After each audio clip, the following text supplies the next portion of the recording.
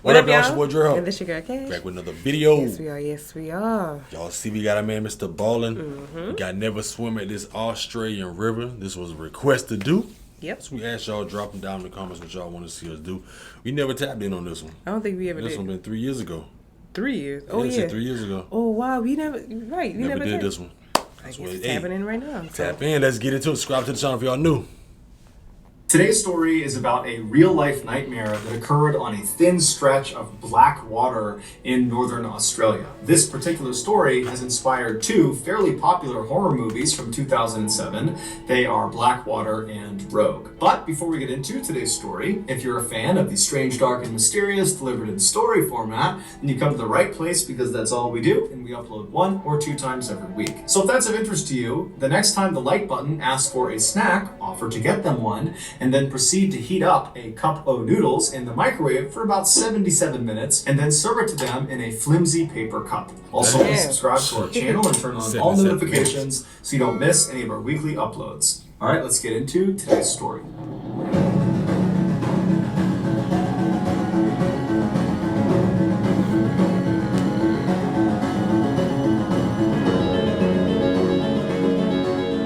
At 11:40 a.m. on December 21st, 2003, 3 young men who were longtime childhood friends hopped in a truck and began traveling south. They were 22-year-old Brett Mann and 19-year-olds Sean Blowers and Ashley McGuff. They lived in a coastal city called Darwin, which is actually the capital of the Northern Territory in Australia. The Northern Territory, also known as the Top End, is located in the central north of the continent. It is 6 times larger than the UK, but has 280 times less people living in it. Specifically, the UK is home to roughly 70 million people, whereas the Top End is home to only 250,000 people, and half of them live in Darwin. There are many reasons why the Top End is so underpopulated, ranging from politics to poor infrastructure, but the most obvious reason that so few people choose to live in this part of Australia is because it is wildly rugged and dangerous. It is scorchingly hot year-round, and the weather in general is just unbelievably unpredictable and violent. And, as the old saying goes, all the animals there are trying to kill you and each other. But Brett, Sean, and Ashley had grown up in Darwin, and so they were accustomed to the hazards of living in the Top End, and so they weren't really concerned about them. What they were concerned with was finding things to do and not getting bored in the city. That particular day, in order to ward off boredom, the trio had decided they would head out to a salt flat that was located about 50 miles to the southwest of Darwin. It was this wide open plain that they could just race around on their quad bikes on. And so they loaded these quad bikes into their trailer, attached it to their truck, they hopped in their truck, and at 11:40 a.m. they started heading south out of Darwin. The first road they were on was this fairly desolate dirt road that wound around through the wilderness, and it passed by the iconic eucalyptus trees that are very well known in Australia. It passed by palm trees and giant termite mounds, and after driving on this dirt road for about 30 minutes, the trio passed by the Tumbling Waters Holiday Park, which is a vacation resort for adventurous families. And then beyond this park, there really was no more civilization. They were headed right into the outback of Australia. And so this was kind of like the last mark of civilization. And so the trio, they drive for another 30 minutes past the park. And at some point, all of the trees on either side of the road start getting more and more dense until they begin kind of encroaching over the road, as if it looks like you're driving directly through the heart of a jungle. And they would have recognized this change in scenery as meaning they were nearing the Finnis River, which was off to their right beyond all of the trees. So they couldn't see it, but they knew they were close.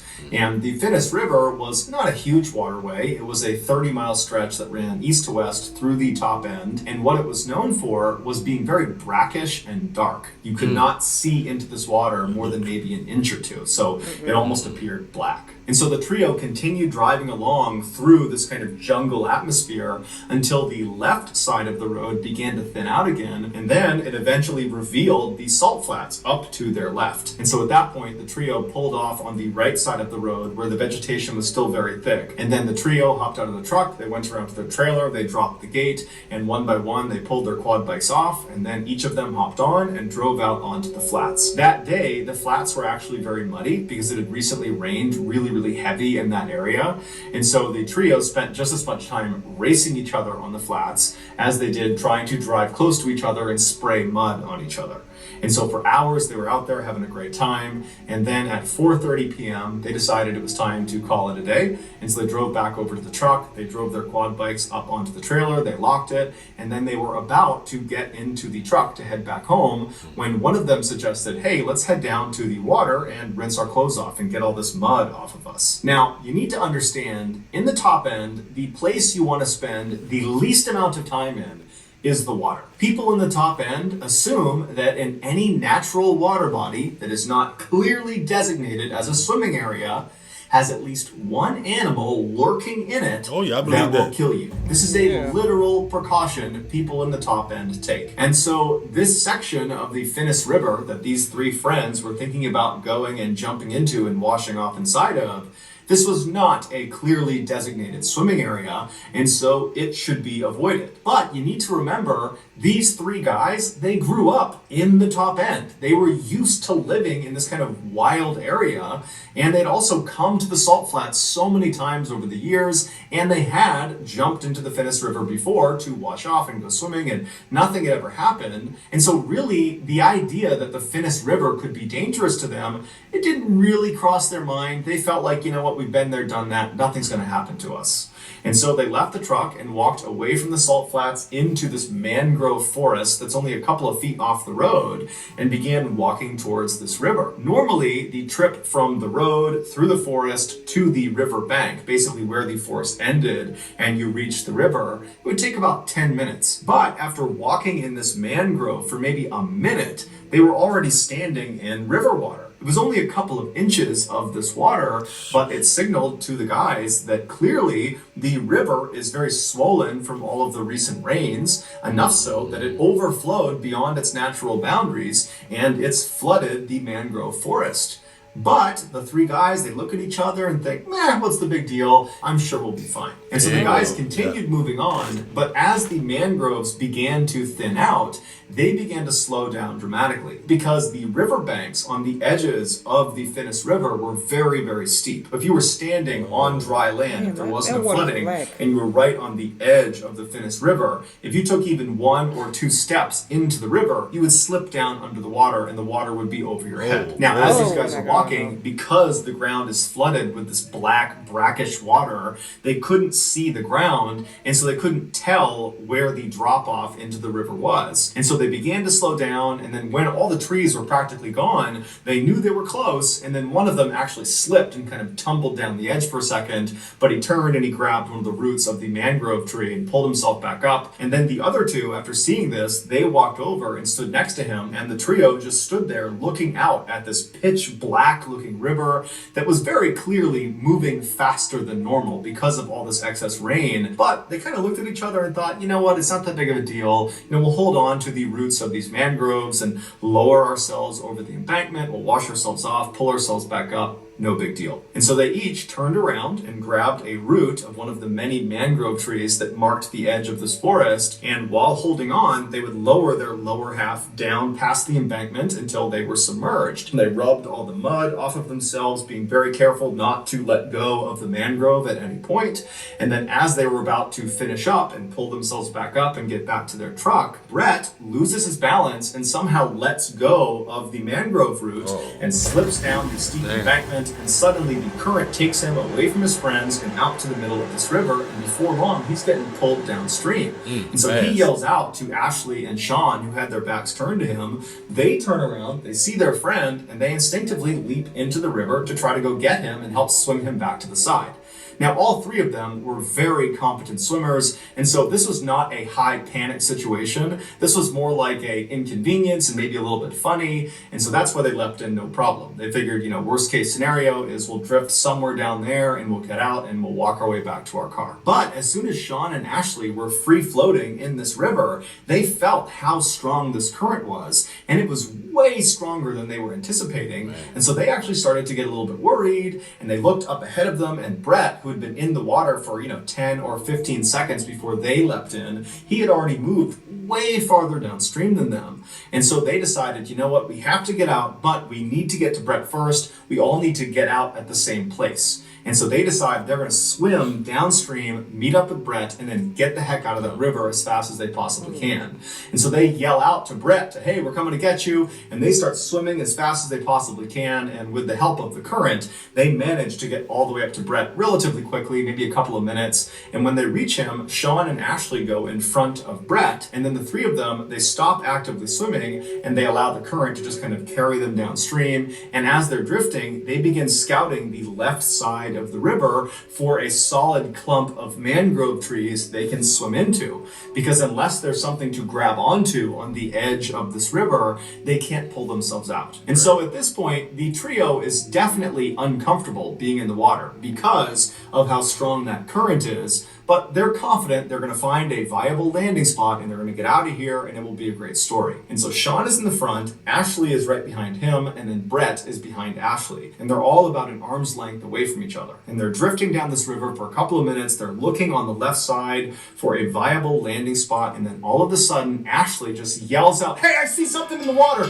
We need to get out. Find the nearest tree. Get out, get out, get out. And so Sean, he starts panicking. He doesn't even turn around to see what's going on behind him. Adrenaline kicks in and he swims as fast as he possibly can to a tree that's popped out of the river. It's literally growing in the middle of the river. And so he swims up to this tree. He manages to climb up to the first fork of the tree, which is maybe 6 or 8 feet above the water. And as soon as he's up there, he turns around and looks down and he sees Ashley. He reaches down and he hoists Ashley up to the first fork with him. And then the pair turn around again to grab Brett.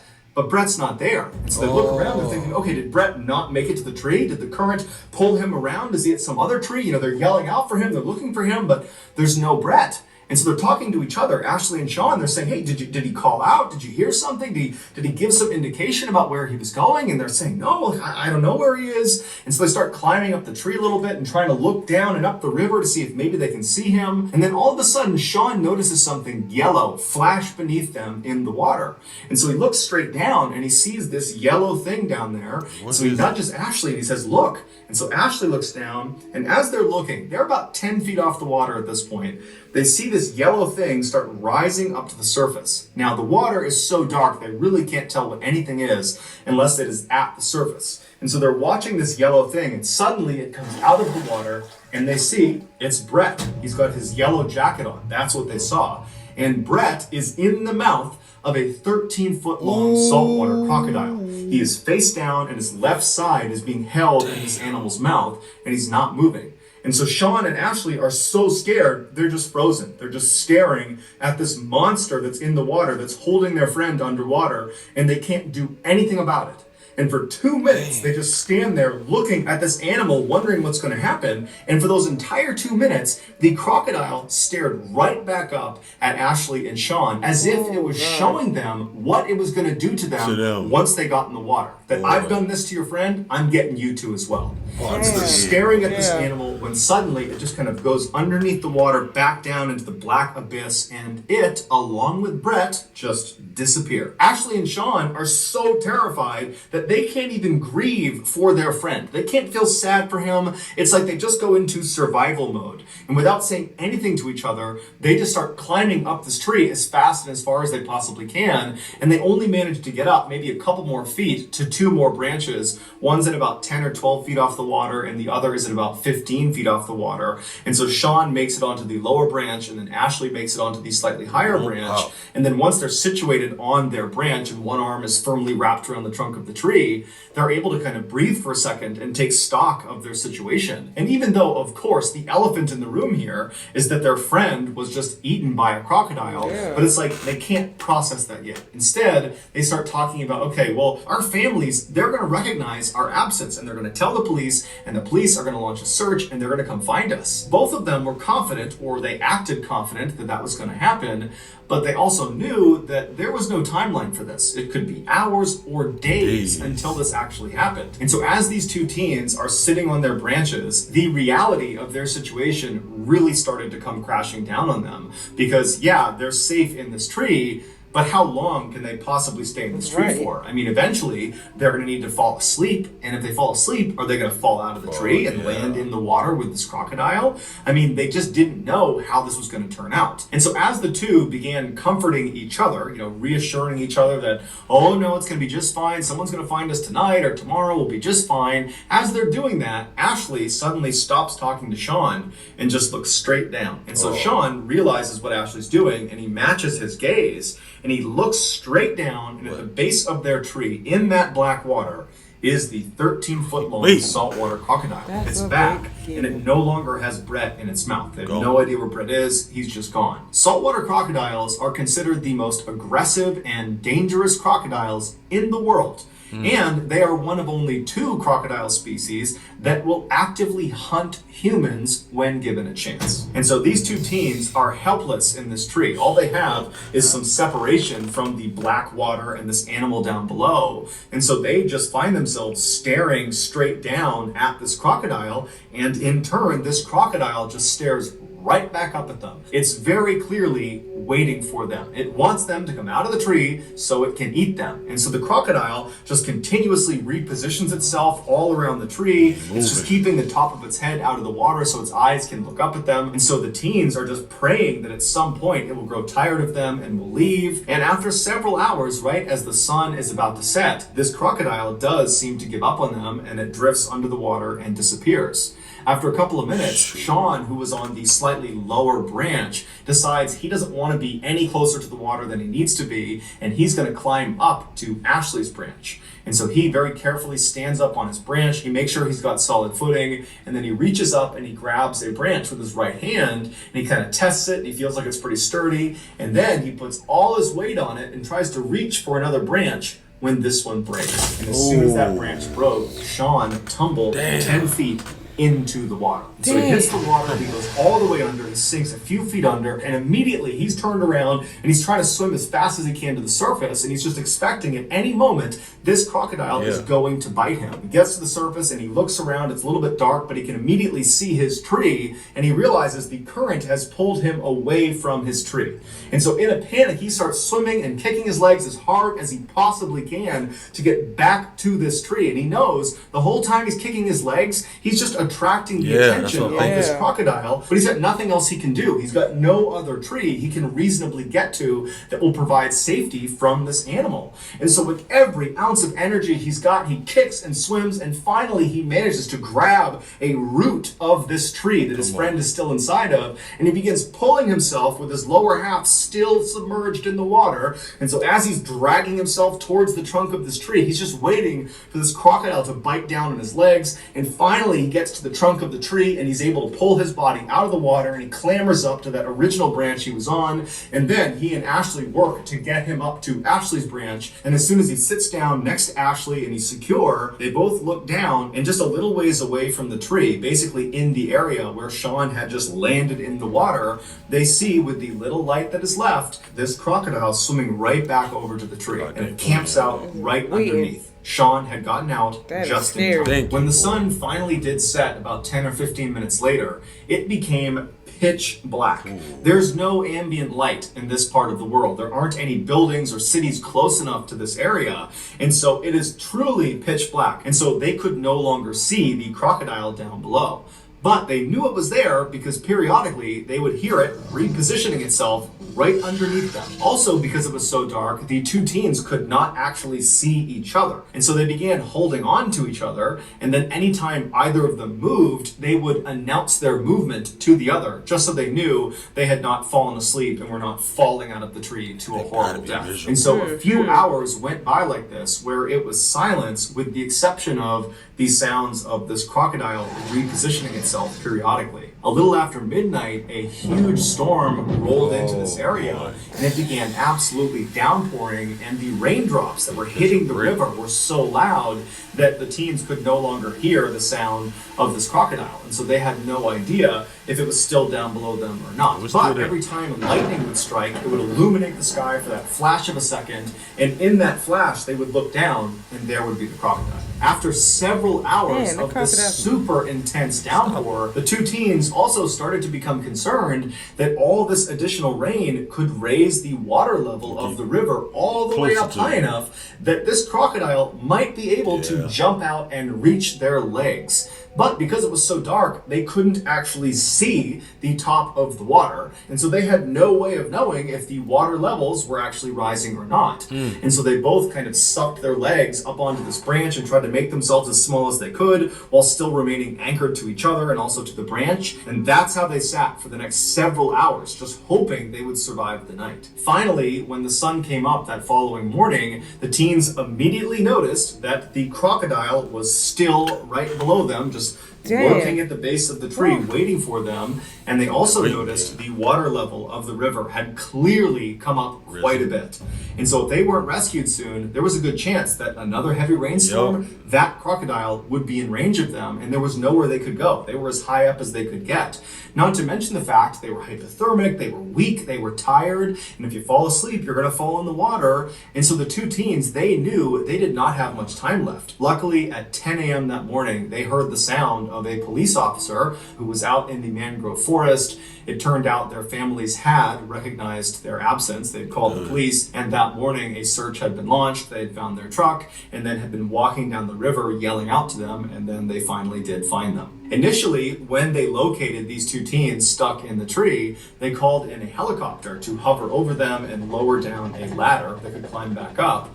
But when the helicopter got close to this tree, the rotor wash from the spinning blades, it practically blew the boys out of the tree, and this crocodile was still in the water. The rescuers Like could they see can't it, catch the him. boys could still see it, and so there was this fear that the helicopter would literally send them into the water to their death. And so they had to abandon the helicopter approach. However, the blades of that helicopter did ultimately scare this crocodile, and the crocodile swam away. And so as soon as the helicopter was off station, they had a boat come in, and the boat got right underneath the two boys. They jumped down into it, and they were brought to safety. The two boys were brought to a hospital where doctors determined they were physically okay, but both of them were severely traumatized from what they I just can't been through. imagine. As for Brett, despite an exhaustive search of that river, Damn. they never found his body or any of his clothing or any belongings he had on him, and they never found the crocodile that killed him. That crocodile was not playing and wanted more. Sure wasn't. Damn, he waited there for hours, and he just like, no, y'all gonna drop it here sooner or later. I know it. Right. It's like that crocodile was like, yep, I got one of your friends now. I want both of y'all. And just kept looking. He was waiting for that rain more, and I'm gonna get you. One thing about That black was water, crazy. I am not going to no black water. Sometimes when I go to the beach, I like to stand on the edge now I'm to the because point, like yeah. you can't see. Oh, that's scary. Man, oh man. I just imagine what like What was going through their mind and going stuff through their too? mind when it was on that tree, or especially when When it- one of them fell. Yeah, and then when it broke. Yeah. Yeah. And he fell in that water. And he had to hurry up and swim back and climb back on and get to his friend. You know, the guy. Oh, I can't Oh. put myself in that situation. I can't think Fathom about it. that. Y'all let us know y'all thoughts. How Right. y'all feel about that one? That's Right. crazy. And I never knew that the saltwater crocodiles were like the world's dangerous, like you said, like and they're aggressive and towards humans Right. like that. Now we know. They never found that croc, and that croc's still out there probably. It probably is. Got more 13 feet. Yeah, 13 foot, yeah, that's crazy. Y'all let us know That's y'all a thoughts big once crocodile. again. Let us know what other videos y'all want to see. Don't forget to give it a thumbs up. Subscribe to the channel if y'all haven't already.